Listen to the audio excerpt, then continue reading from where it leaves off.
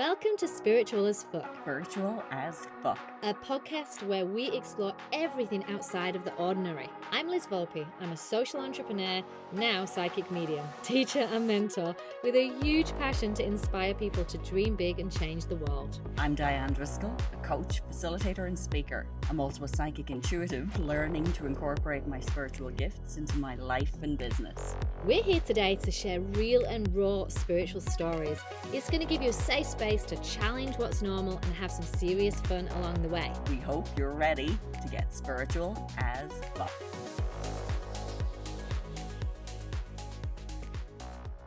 Before we introduce our next guest, we would like to make a super exciting announcement. Tickets are now available to join us for the May Spiritual as Fuck online event, The Channel. For this event, we have invited the amazing Ali McKelvie, Holistic Investigator, to run an exclusive human design workshop. Many of you will remember former federal agent Ali as she blew our socks off on episode 23. So why not join us on Zoom for a 90-minute geek out on human design at 7 p.m. Australian Eastern Standard Time on Wednesday, 22nd of May.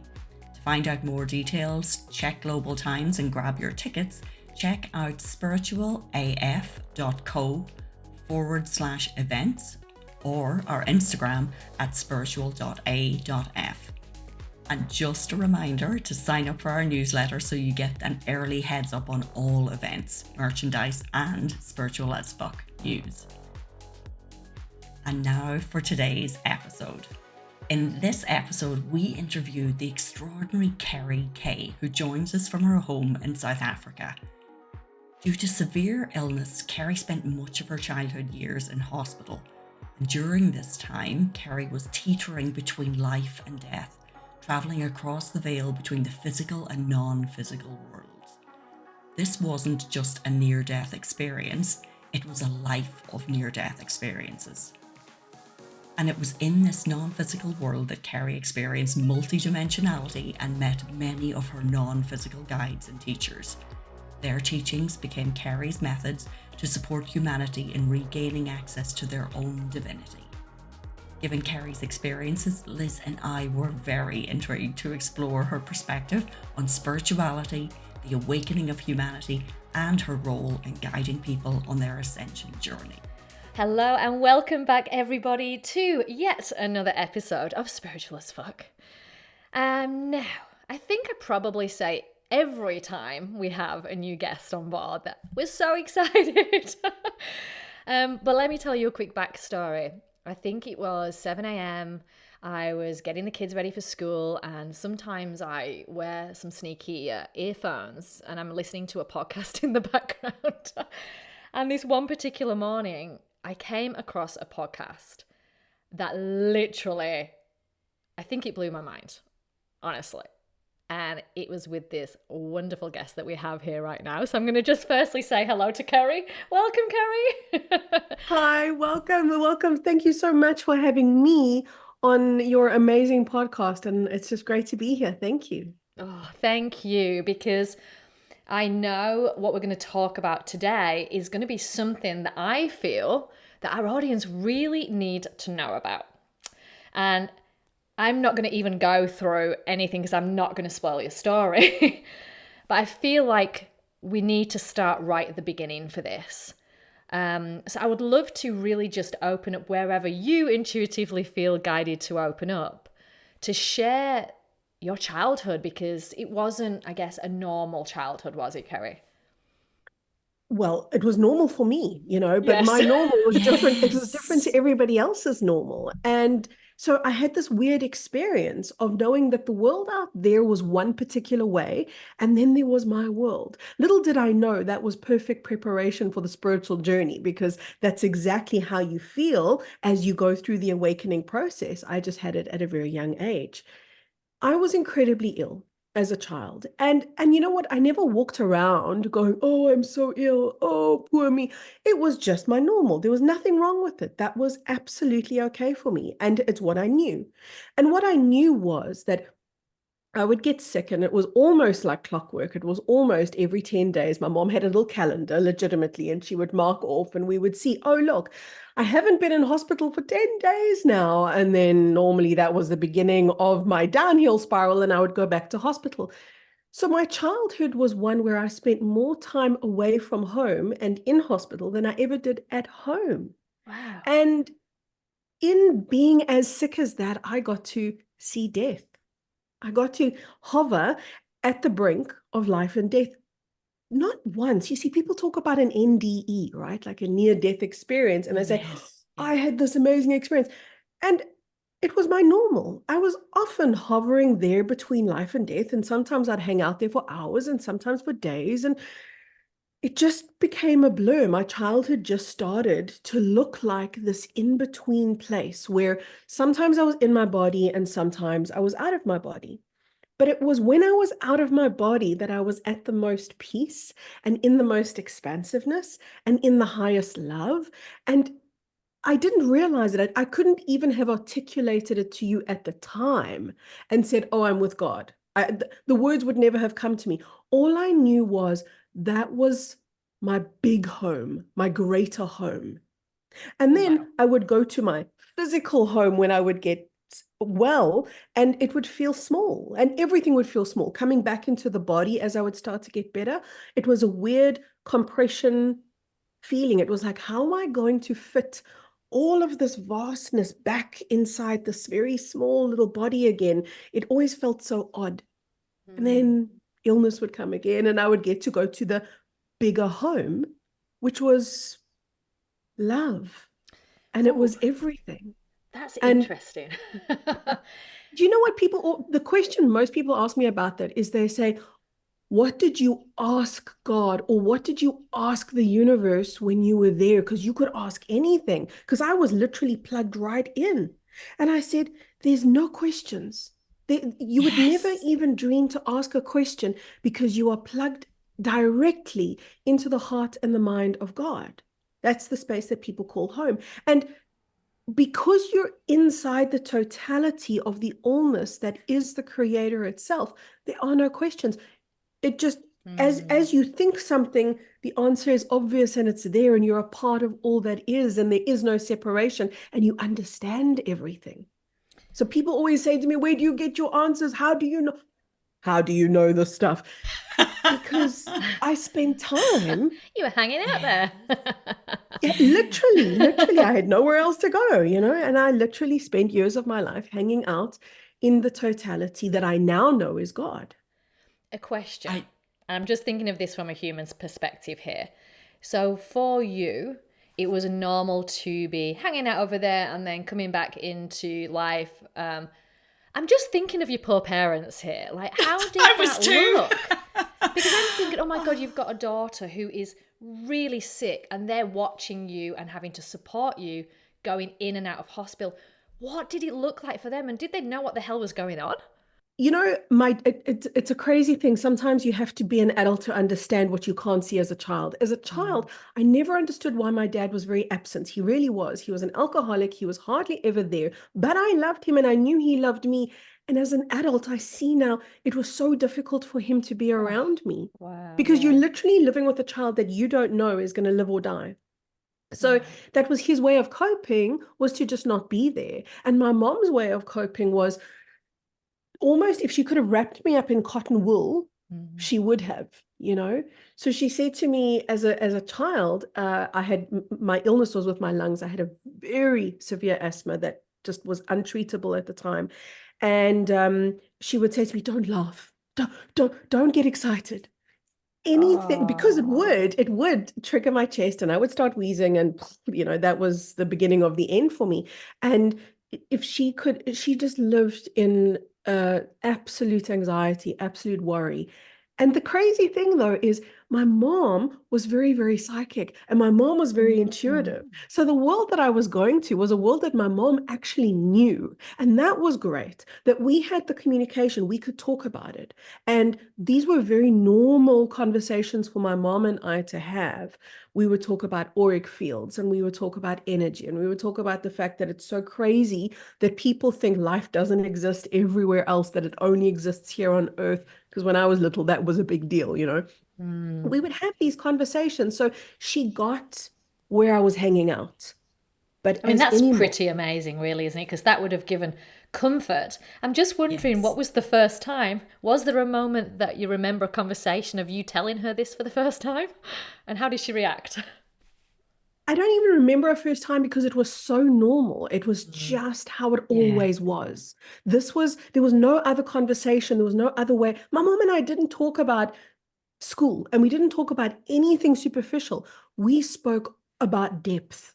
You know, I remember being a really young child talking to my mom. I think I was about 5 years old, 4 years old. I remember talking to my mom about a nurse that was taking care of me and how worried I was about the nurse because I could see her auric field. I could see that she wasn't well. And my mom sort of acted as the go-between and she tried to be very diplomatic and to say to the nurse, you know, maybe you should have yourself checked out but she Yeah. never doubted me. Like my mom never said, "Oh, that's silly." She knew, Oh, okay, Kerry's amazing. seeing something. So we had I a love we had a different normal. Yeah, I love that you're sharing this perspective because I think, like Liz and I are both mums, but also a lot of our listeners, as parents as well. And, our kids come to us with things that, like I know my parents would have trivialized things that are coming through, but to have the importance of having a parent who actually has an openness to this and, whether they have experiences themselves or not, but that, if we can encourage listeners to, if your little one is coming tugging on your, coattails saying, Mom, this has happened to me, then at least being there and appreciative and really encouraging that curiosity and figuring out things from their perspective. Because for you to have had that, and the reason that this is coming so to mind for me is I'm visualizing because I've been watching your face as when you spoke about being off in the other world, like not in the 3D and the physical. Your face lit up like it's like there's a radiance, a glow, an angelic feature about you, and then your whole body constricted as you spoke about the illness and coming back into your body. And I'm just wondering, that kind of pull, because a lot of people who have near death experiences, and this was a continual, it wasn't a single near death experience for you, but when we go through that something is pulling us and something feels better and it, brings us to life in so many ways.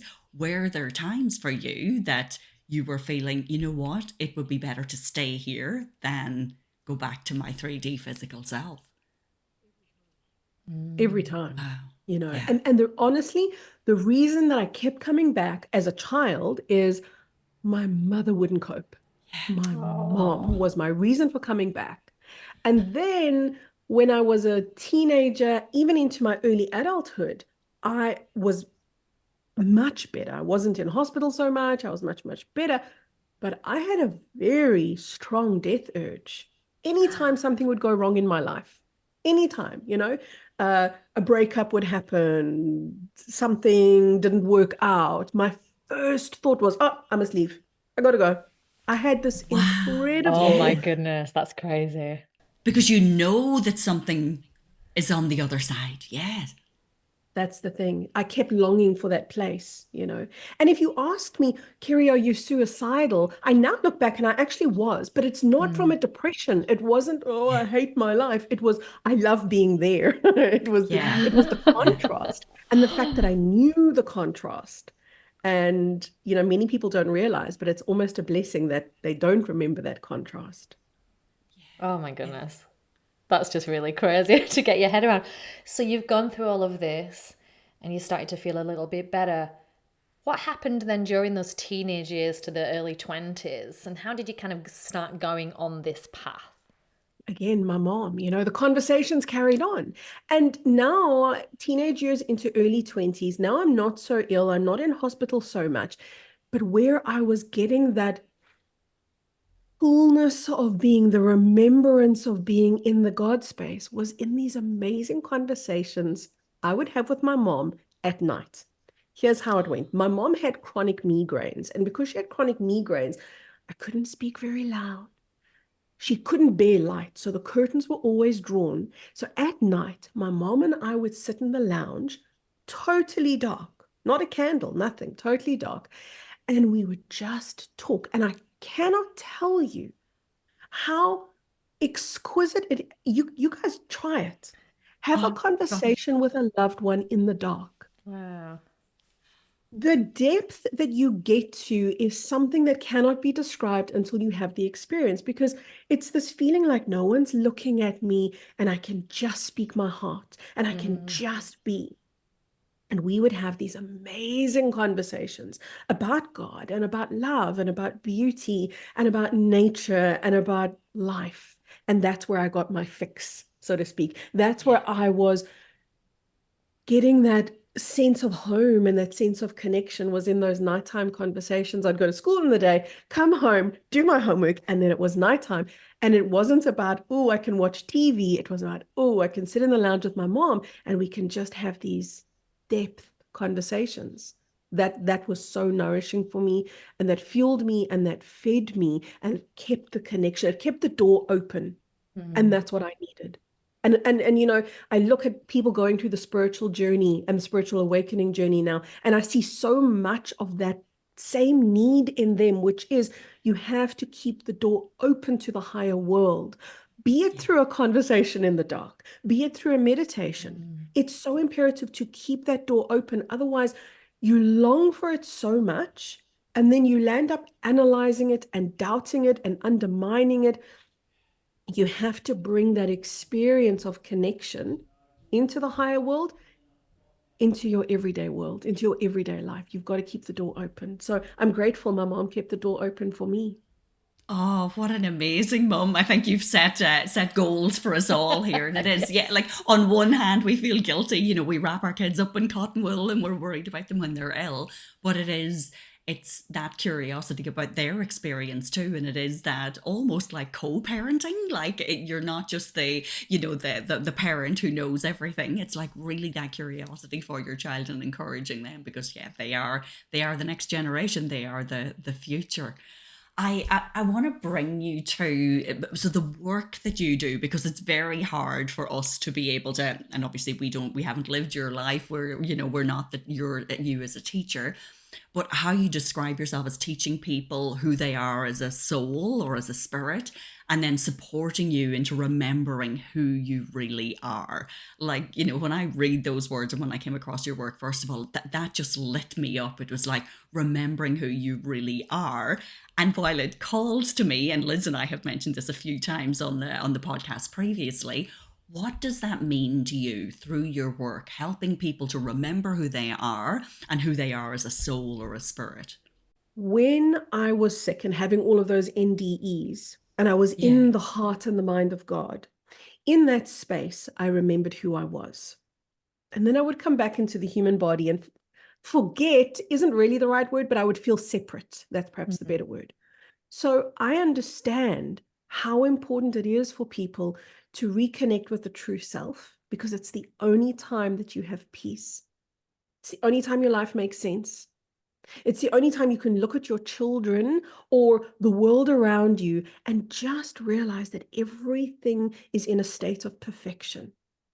It is, no matter how chaotic it is, no matter yeah, how out of control it might feel or be, when you remember who you are. And this is an important point. It's not to remember at the intellectual level, it's to remember at the experiential level. So, in other words, it's a feeling, not a thought. To remember who you are is a reconnection to the true self, and it's a reunion to the true self. When that's in place, anything can happen around you. Literally, the world can start spinning and wobbling in the wrong direction, and you become the center. You become stability, because you have that sense of home and you mm, live it, and you exude it. And people would often say to me, I don't know why, Kerry, but when I'm around you, I feel calm.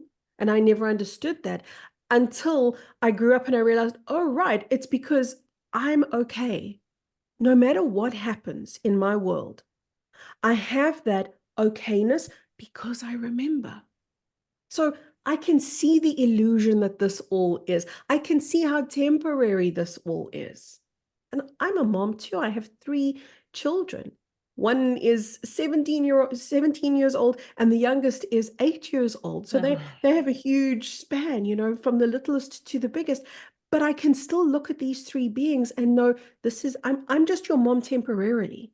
This everything that we're going through right now is a little blip on the map, because the awareness of the infinite self, the awareness of the multidimensional self that we all are, that they are, that each human being is, I hold that.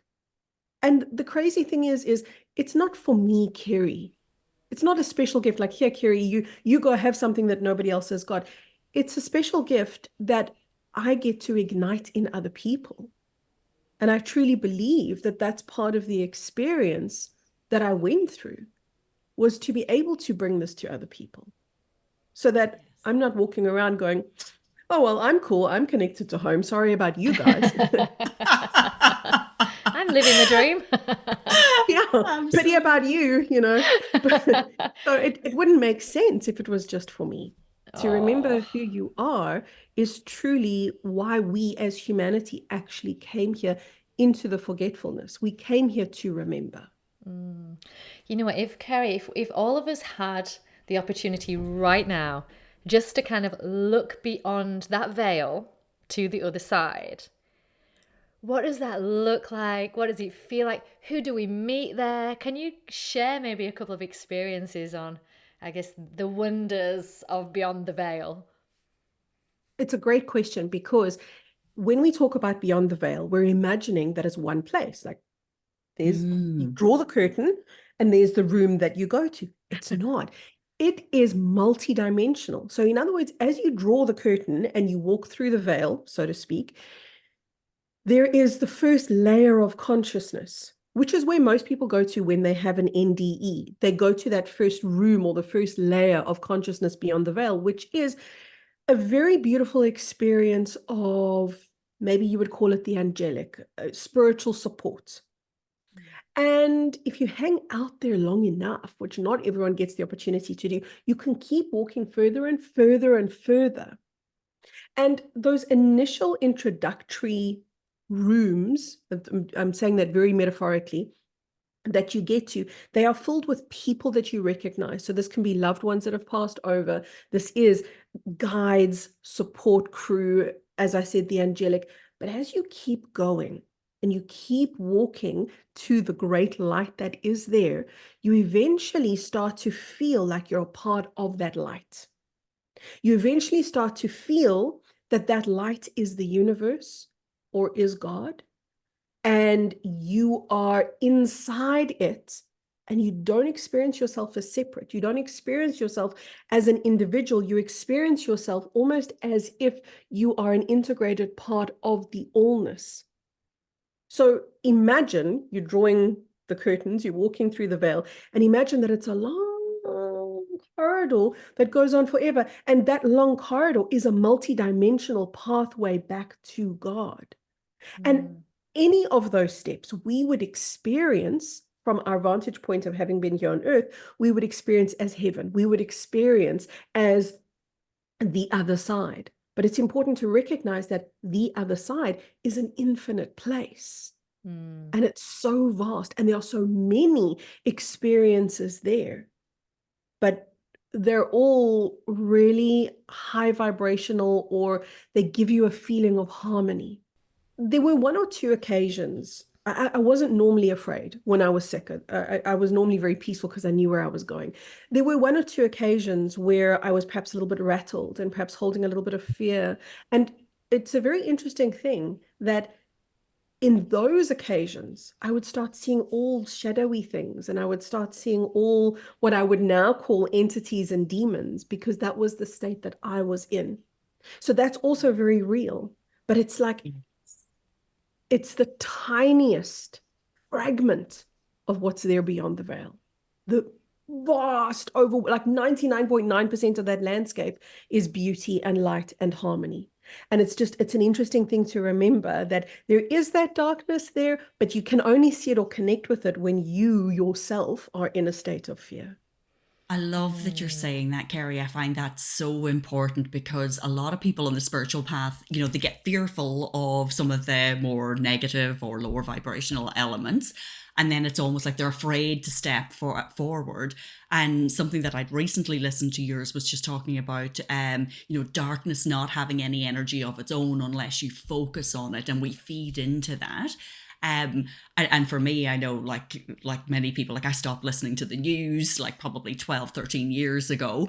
And it made me realize that when I did things like that, I'm feeding into that. I'm feeding into, I'm giving my energy away to things that are lower vibration, that are not actually serving humanity in any way. Even in times when I had a lot of, depression, anxiety, things like that, I would have attracted more things to me so that, whether you call it law of attraction, but you're actually vibrating at that frequency, therefore you're bringing it towards you. But giving so much hope to people to realize that, yes, continue through. And if you keep your, like, not saying negate, those dense feelings that we have or those life experiences that we still need to process through, but knowing, and, for anybody who is, listening to this as a podcast, I suggest you actually watch this on YouTube too, just to see Kerry's face light up as she talks about this. That alone will let you know that walking forward towards something that is incredible, and that, yes, even if you've had that near-death experience or you've had that transcendental meditation, you're scratching the surface of it. There's so much more available to us. You say that, Diane, and it reminds me of my two favorite words. I use them so often in my online community. The words are go beyond. Go beyond. You have a spiritual experience, right? Everybody's had one, whether it's something they remember from when they were 5 years old or something that happened this morning. Go beyond the beauty that you've been to. Go beyond the experiences that you've had. Go beyond, and you have to have courage to do this, because most people have a beautiful experience and they say, oh, I want to hold on to this beautiful experience. It doesn't dawn on them to go beyond. Guilty. I think we've all done it. This is the nature of being human. This is exactly what we do. We forget to go and explore. And that's how I know what's beyond the veil all the way through to the heart mind of God. Because I could have gone behind the veil and gone, oh, yay, the angelic. Oh, cool. I could have, and I would have been really happy and I could have hung out there. But my mom kept saying, what happens if you go further? And it never dawned on me until my mom asked me, and I was like, oh, well, next time I'm there, I better go look. And then I would go a little bit further and then come back and tell my mom, and she'd say, and what's beyond that? And what's beyond? And what's beyond? And what's beyond? Teaching of a lifetime. Wow. Is to beyond. Yeah, that's just amazing. And again, what a mom. I have to ask something on the whole, investigation and being curious and continuing to go beyond. I've heard you mention that during experiences that you came into contact with what you call galactics. Can you share, when I hear galactics, my first instinct is to go, what the hell is a galactic? Where do they live? Are they evil? Are they scary? I'd love to hear what happened. Who are these guys? What do they want with us? So the galactics, see, we could call them aliens, but it's just such a ridiculous name. It really, really is. Because when you meet them, you realize there's nothing alien about them. These beings that I got to connect with, this was probably my early 20s when I started, at least that I remember, connecting with galactic beings. And this would start out at night, and it would start out almost like in my dream. I don't know if you've ever had the experience where you dream, but you're not dreaming. You know that this is real. Yeah, absolutely. So it's a dream in inverted commas, right? So I would have these so-called dream interactions with beings who I knew were not from Earth. And we would communicate in a very telepathic way. So there was no spoken word between us, but there was this telepathic communication. And I would wake up in the morning and I would just have a knowing that I'd been back there. I wasn't sick, but I'd been back there in the heart mind of God. And I would go, how did that happen? And I would realize, oh, right, it's because the galactics are tuned into the heart mind. They're speaking to me from that place. They're speaking to me and showing me, look where we come from, look what we're a part of.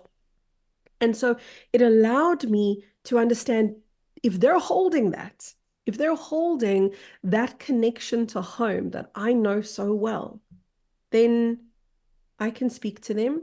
And no wonder I can understand them. No wonder we feel like family. And we had for many, many years, and it still continues to this day, amazing conversations. They were amazing teachers for me. The most irritating and frustrating teachers, but amazing teachers, because they would never give me the answers, you guys, and I kept asking them. The best kind of teacher. That's the Figure key it to out being for a good yourself. teacher, isn't it? Yeah. Making your student work hard for it. So now I'm really irritating when people ask me questions, because I'm like, I'm not giving you the answer. It's ridiculous. Yeah. Because you know what an answer is? An answer is a fleeting moment.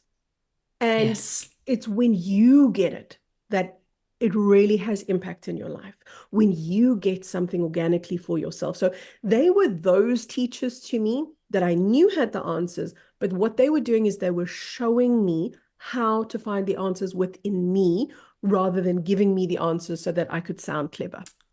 They were showing me deeper points of access that had to be activated in the human body so that I could remember more of those interactions in the heart mind of God, because a lot of them were unintegrated. A lot of them were sitting. And do you know that for most human beings, this is exactly how it works? We all have these higher experiences that actually sit out in the energy field. And we need to take time to integrate and bring in what we know, because there's a reason why people will always say, I knew it, but I didn't do it. I knew it, but I couldn't apply it. I know better, but I can't do better. Because when information is unintegrated, it's pretty useless. We have to embody, we have to get it into our actual experiential field. They were the teachers that supported me in integrating all of my experiences so that I could articulate it, so that I could not just understand it for myself, but teach it to others. Kerry, when you say they, so you're referring to, the galactic beings for you. Did they come to you as, like, did they feel a presence of an individual, or was it like a collective consciousness? What were those interactions like? Or were there, from different star systems, different dimensions? Like, can you just give us a little bit more of a flavor or a feel for what those interactions were like? So it was kind of like sitting in a room. Oh, and by the way, they started out in dreamscape and then they Mm, became more meditative. So in other words, I could just sort of slow myself down and step into a meditative space and connect with them. And then eventually it became that they were just there, that we had open communication all the time. But how a meeting would look is normally it would be in, I know it's going to sound funny, but like a boardroom, as opposed to, I mean, look at me with my pillows, this is my idea. If you're going to invite me for a meeting, for the love of God, come on, let's just have a couch and let's be comfy. So it's not, comfort. yeah, I'm the queen of comfort. That's my ideal of a good conversation, is like, it's not that the content of the conversation, it's the feeling of the couch. So the interaction with them was weird for me in that it looks like a boardroom. And normally there were a number of different galactic beings from different planetary systems, from different dimensional backgrounds, but most of them were at least fifth dimensional, 5D and beyond is what I would say. So 5, 6, 7, more or less, that would be the dimensional range. And very different in terms of, some of them look very like you and I, like a human being, and some of them look very obviously non-human, but they all felt, the feeling behind all of them was a feeling of a being who remembers home. You become a very different human being when you remember home. You don't look the same, you don't sound the same, you don't act the same. And that's what we all had in common. That was our common language, that we all held the memory of home within us. So those Gosh. conversations, they might not have been in my perfect environment that I would have loved. But I came to understand later that that was they called that an in-between space. And the reason we needed an in-between space, so to speak, is because they were creating a landscape where they could interact with a third dimensional being and Yeah. not impose onto our physical world their presence. Because, this is an amazing thing. Everybody needs to know this. You change the fabric of creation when you step into higher gear, when you start shifting into higher frequencies of love. You become the ripple, you become the change. They, as fifth dimensional beings, couldn't insert themselves here on the ground level because their love is too intense. Their Yes.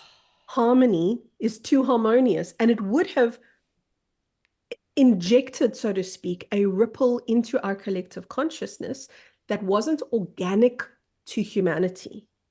It always had to stem from us. And they were very mindful of allowing humanity to ascend on their own or to evolve on their own. So we were meeting in an in-between space, which is kind of like in between dimensions, best way I can describe it. Now, though, our meetings are way more physical. We're not so much in the in-between space. So they can hover around my room, which is what some people would refer to as bilocation. So they can bilocate and we can have easier, more comfortable I'm just I imagining how love. your husband thinks about this. Oh, guys, He's used to it he now. is no, he's the chief instigator. Oh, really? I love it. Yeah, I always thought, I mean, how will I ever find I have to get real with myself. This is what I used to think. I have to get real with myself. I'm obviously never going to get married because who would seriously put up with this? Who would seriously Oh my entertain these God. kinds of conversations? Oh, little did Oh, I know the perfect man already existed, and he was going to be the one that would initiate these conversations. He was going to be the one that oh, would invite these beings in, and when are they coming again, and when are we chatting? And oh yeah, he's very much a part of it. what a guy. I mean, you just feel like you're surrounded by these incredible people as guys, you know? Exactly. Oh, Yes. wow. Um, Do you know, t- I couldn't do the work without the support. Hmm, And so that's been a central theme in my life is I have had the most amazing people step in to support me, including my husband. He's the chief special. support dude. Can I ask it? Like, this may seem like a dumb question, but from your experience, we talk about like, and I guess Liz and I, due to the nature of the podcast that we have, we talk about a lot 3D, 5D, so three-dimensional worlds, and up to five. But from your experience, given the multi-dimensional nature of the work that you do you view it in terms of like numbers of dimensions and what is the highest you have gone to, or have you found a different way of framing that in your mind, or something that you can bring back to having conversations in this 3D plane? If I were teaching, Mm-hmm. and obviously who am I going to teach? I'm going to teach a 3D human being, right? If I'm teaching, I have to use numbers because our brains are wired that way. Mm, Yeah. So we think in numbers, we think in a very linear, logical way. But when I have an experience like these conversations with the galactics, nobody, not me, not them, nobody's sitting there going, oh, we're in 12D now, guys. Oh, this is 70. Yeah. All that we feel is higher levels of harmony. That's all we feel. And we can be very aware that there is an incoming current of energy, like a galactic stream of energy or a cosmic stream of energy that comes in. Sometimes it's pure God essence that comes in, but nobody's going to go, oh, look, there's God over there. Oh, that's the 100th dimension coming in. It's just, oh, look, there's more love. Oh, look, there's more harmony. And essentially, that's what a higher dimension is. It is a greater access to God. It's more of God's essence in your experience. So the third dimension, we tend to feel very cut off from that memory of God and the memory of home. And we tend to have very little, almost a trickle, you could say, of the original creator blueprint, the original creator essence. And as we move up in dimensions, we get more and more and more of it. We tend to talk about 12 dimensions, and there isn't really 12 dimensions. It's just that makes sense. If I'm explaining it to you, that makes sense. The truth is, it's infinite. There is no number that we can say, okay, we only have 12 dimensions and we're done. It just feeds our human brain. It gives us a number. It's like, oh, great. Okay, that's it. And then there's a big discovery if someone says, oh, we're now at 15. It's like, woohoo. Yeah. Can you talk to us about the topic of ascension?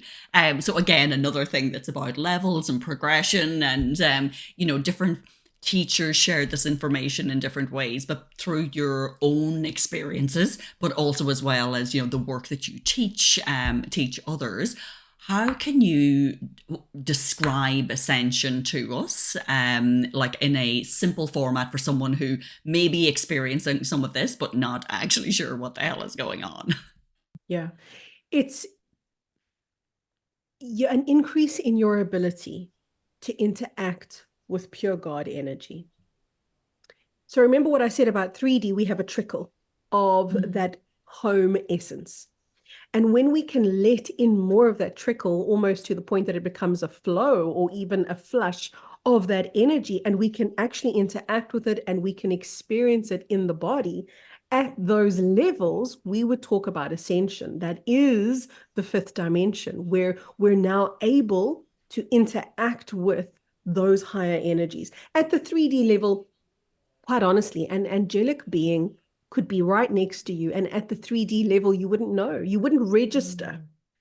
And as you become a higher frequency being, now you can not only interact with and see that angelic being, you can experience what they're experiencing.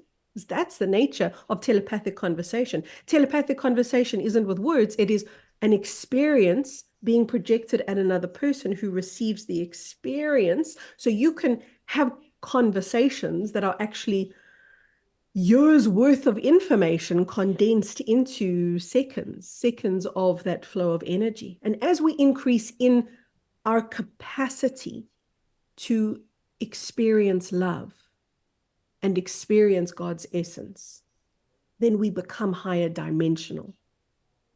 And ultimately, ascension, if I could describe it in the simplest, easiest way, I would say it's a life within a life. In the sense that we're used to the concept of dying, and then after you die, then you're going to be a light body. But ascension is exactly that. It's becoming a light body, but without dying. It's transforming the body. That. Oh, I've never heard this before. We both responded to that like viscerally when you said that, because it is like I could see Liz's face light up there. It's like we feel we've died 1,000 deaths in this life on this spiritual journey. It's like things almost to the point where you have to be able to adapt and flow to the chaos of life, that things are changing so much. And I know through the work that you do, so much of the importance of embodiment and body work as well, because it takes our body a while to catch up with everything that's happening spiritually and intellectually. And I wonder, is that so? Because I know one of those phrases that gets thrown around, particularly when you start early on your spiritual journey, is around ascension symptoms, that our bodies get, kind of, whether it's flu-like or certain people are a little bit more susceptible to that.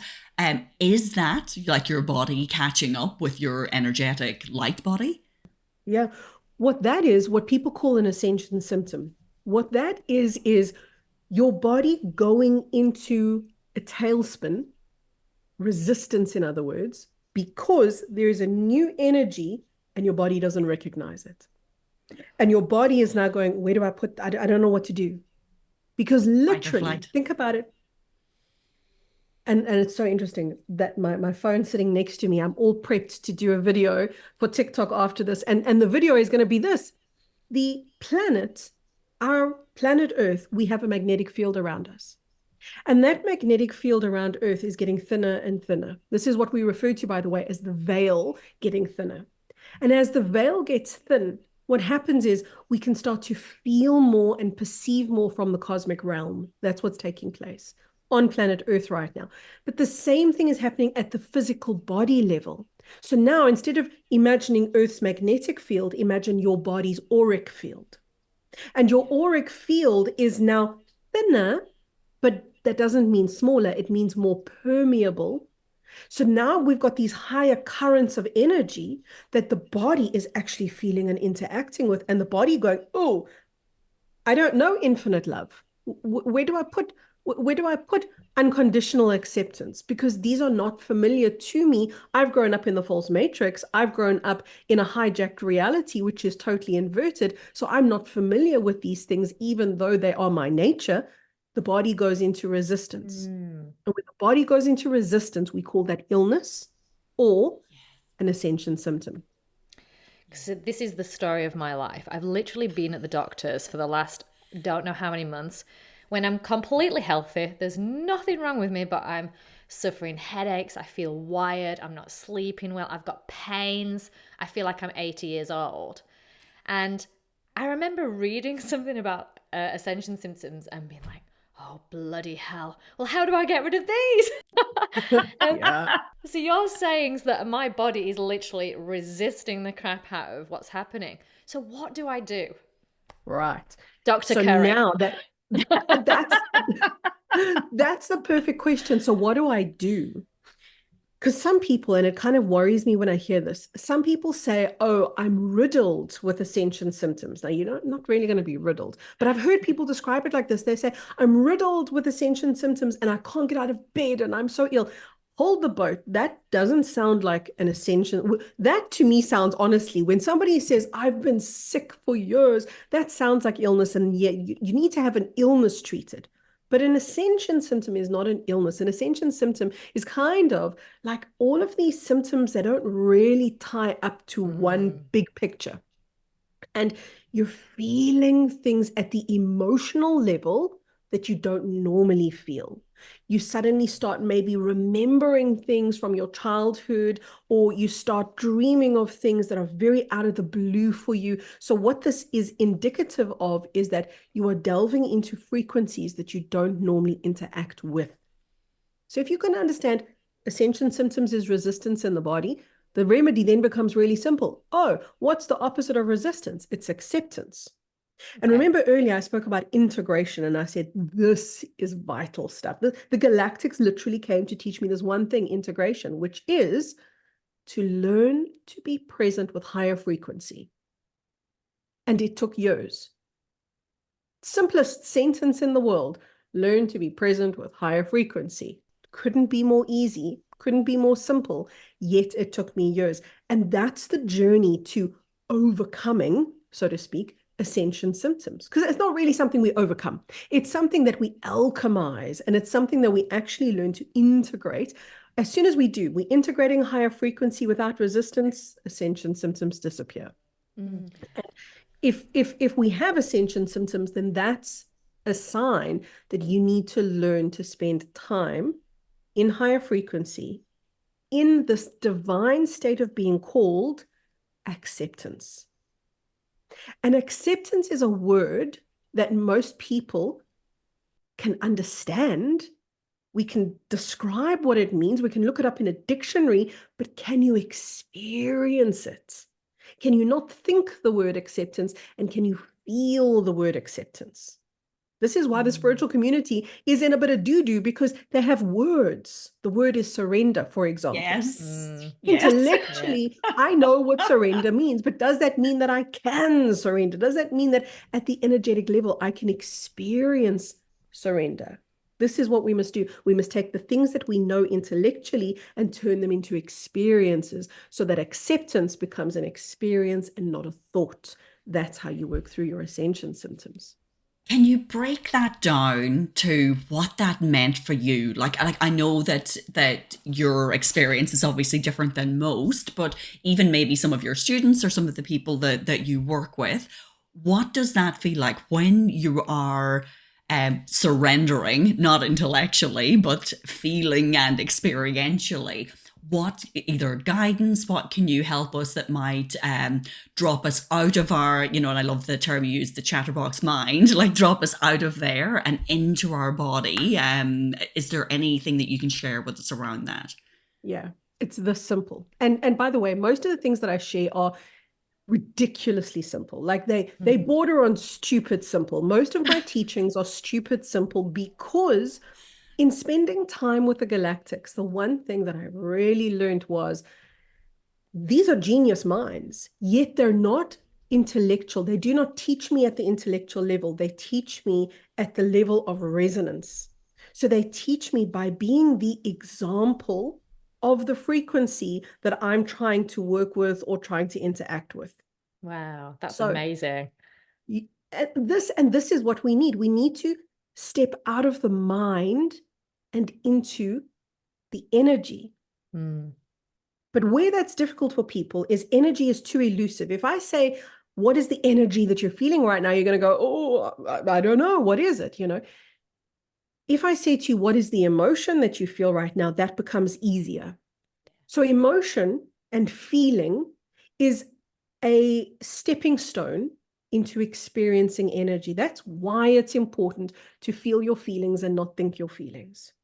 It's so that it can teach you how to interact with energy, not to be held hostage by energy, but rather to experience all emotions and feelings for exactly what they are. They are streams of energy that are here to pass through you, and your job is to give them safe passage as the observer.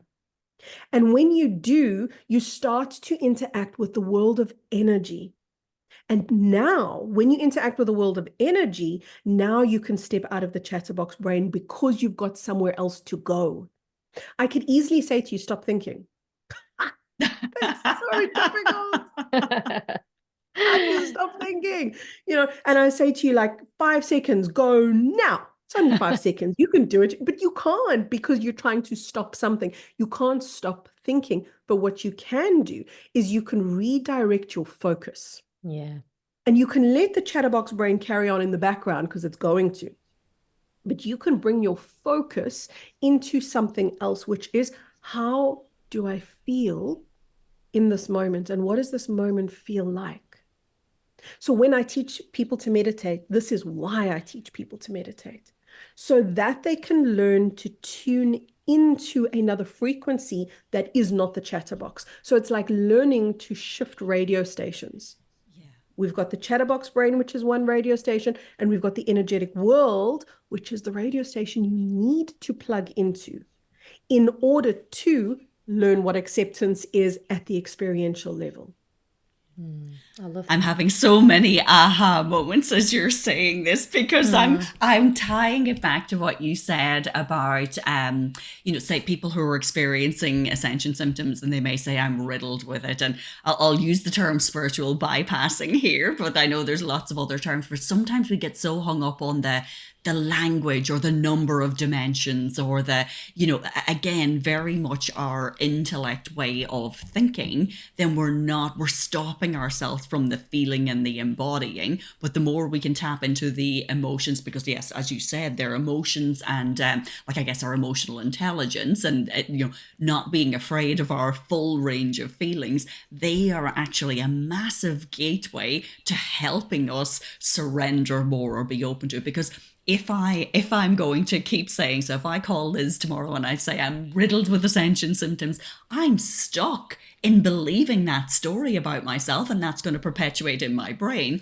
as opposed to your encouragement to us to okay, well, what is the emotion I'm feeling, and sit in that and let it feel in the body, and kind of be curious about that as well. So I just love that you're giving us so many practical tips, every listener, and I'm sure Liz is getting different things from this as well, but it is, we all take what we need to from any, whether it's a podcast, conversation, a book we read, a course that we do, but these are absolutely gems for us to just help us and our listeners, and kind of think that, that let's not get too hung up on the the words and the terms and the doing things in a linear step by step, and really just feel into it a little bit more and feel into intuitively how does this feel in my body and explore that, as opposed to just getting the over intellectualizing. Because then you're stuck in your head and you can't ascend Yes. in your head. And spirituality isn't in your head. And yet most people act as if it is. They're walking around with a rule book for the spiritual world, which has no rule book. So we have to have the courage to be in a different frame, not just a different frame of mind, a different frame of being, which is as the energetic being that you are. You have to begin to experience yourself outside of the chatterbox mind.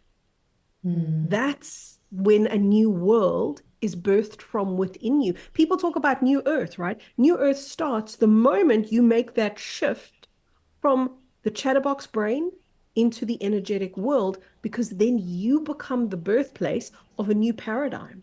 The birthplace of a new world occurs here in the body first. And its humble beginning is the moment that you can let go of your dependence and your addiction to thinking, because that's what it is. It's an addiction. That narrator in your brain is an addiction that you have, and you don't even realize it. You become addicted to what do you think, narrator? Oh, I don't know why this happened. I don't know why she said that. I don't know if this color suits me. A whole heap of random BS that comes from this narrator that we're always listening to. We forget, though, that we are the receiver of the radio station. Therefore, we choose what we listen to by dialing our focus into a different place. And the moment you redial that focus into the world of energy, you become the birthplace for the new world. You become the initiator of a new paradigm, and it can start. Because too many people in the spiritual community are waiting. That's why I'm saying this. You don't need to wait. Yes. I just had a question on that, actually. Because, you know, we're seeing and witnessing all of these spiritual awakenings, and it feels that it's getting faster and more profound, and more people are getting curious, and then we're talking about ascension, and it's almost like we're waiting for this one point. And I guess my question is here, is there suddenly a day where we ascend? And do I get to bring my husband? Because he's really worried about that. He's like, will I ascend too? Oh, sweetie. No, sorry, love. You get left behind. This is only for the good people. Put the dishes in the laundry. Oh, that's wicked. That's wicked. You know, ascension, if we stopped waiting for it, because to answer your question, Liz, ascension, yes, it is a day, and yes, it is a moment, and we all experience it collectively. But it's not just the day, and it's not just the moment. It's today, and it's right now. And it's how you interact with life right now in this moment that gives you access to higher dimensional experiences. So imagine the pain of waiting. It's awful. And that's when you start thinking, like, I don't have power here. This isn't in my grasp. This isn't in my control. I hope God thinks I'm a good boy or a good girl, and he'll give me a ticket to go into the ascended world. You know, that is a really disempowered and torturous place to be. Whereas if you begin the process of interacting with your divinity, meditate, connect, get present, be with yourself as a being of energy, then and only then do you realize, oh, ascension is natural. I am in the process of ascending, and everyone I see and interact with is a part of my ascension journey, which means they're ascending with me too. Then you start looking at your pets, and you start looking at your children, and you go, oh, obviously you're a part of the deal because you're a part of my field. Yes. He's going to be so relieved when I tell him this story. Oh, brilliant. I bet no one's ever asked you that before, have they? Honestly, not about their husband, no, but about who goes with. Yeah. Kids and animals. That's the big question. Yeah. What happens to my children? What happens to my animals? Oh, I love it. You know, and it's a very unfortunate thing, but I have a very sharp wit and a sarcastic tongue. And sometimes it just like, and it just happens. I don't even think. I just say, oh no, you'll just leave them behind. The shock factor. It's like, no, I'm not leaving them behind. Because it's that ridiculous. It's that Yeah. ridiculous. Like I would ever leave my animals behind. They're a part of me. My children. Are you insane? They're a part of my field. My husband, what? He's a part of my field. And how could he interact with me if he wasn't ascending already? How could we be speaking to each other and in the same house and in the same dynamic, the same energetic dynamic, if we weren't in the same world? The people who are in your world right now, that you're having interaction with right now, are very likely to be a part of your ascension journey. Because what most people don't realize is that the world that we're living in is already in the process of splitting. It's already in the process of gathering together like frequency. We used to talk about like-minded people. Now we can talk about like-frequencied people. So those who are gearing up towards ascension and towards 5D, they've already found each other. They're your friends. They're the people listening to the podcast. They're the people you interact with. And then you get the 4D people, who are the people who are not going to ascend. They're going to go off into a 4D world because this 3D world will no longer be. But those people have found each other already. Those people are interacting with each other already. And we don't realize it, but there is a membrane separating the two worlds already. And that membrane over time becomes thicker and thicker and thicker. And that's what's called the two-world split. And that's a precursor to ascension. This is fascinating. I Honestly, love how you're Kerry. explaining it. Yes. Oh my goodness, we could talk forever. I have to say, because I'm really conscious of your time, where should all of our listeners that have been like writing notes during this, where including can us, they go? Because this feels like just the tiniest bit of information that you have to give, and I know that there's just so much more to learn. And I know that you're an incredible teacher and you've got so many resources online. Can you share a little bit about that and where we can send everybody? Yeah, so I teach on social media, and it's honestly, you guys, it's the worst part of me that you're going to see. The part of me that you see on YouTube, Instagram, TikTok, and Facebook, it's the most freely available, and it's the worst part of me purely because that's where I'm giving very surface level information. And I have to do that, right? Because that's what, there has to be a means for people to find me. Yes. The deep information, the depth of what I teach is in a community called the Plasma Light Tribe. And the Plasma Light Tribe, I meet with them once a week in a live call, but they don't just wait, and they know this, don't just wait for that once a week live call. They've got a 24/7 library of content, and they can go into that library of meditations, activations, energy work, literally hundreds of hours worth of content are sitting in their library. You can type in a keyword into that library, ascension. It's going to show you all my teachings on ascension. You can type in the keyword grief. Oh, there's teachings on grief. So there is a resource that is absolutely massive. And that's where the real Kerry lives. She lives in the online community where I teach the depth that I crave to teach people, but I know that not everybody's ready for. So those who are ready, Plasma Light Tribe, on my website, kerryk.com.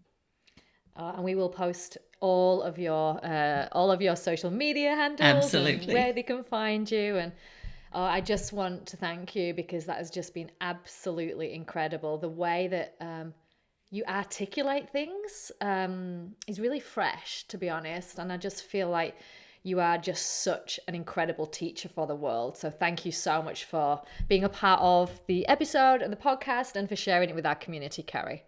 Thank you so much. Thanks for having me, you guys. And hopefully we'll see you again very soon, because we may have a lot more questions. Definitely. Thanks again, Kerry. Bye-bye. Bye, everyone. That's it for another episode. Thank you for listening. Did you know that we are building a movement of 1 million people who are spiritual as fuck? We would love for you to join us. You can start by leaving us a review on Apple Podcast. Every month, I'm going to intuitively choose one person and do a psychic reading for you. So follow us on Instagram, send in your stories and topic suggestions, and join the movement at spiritual.a.f. Until next time.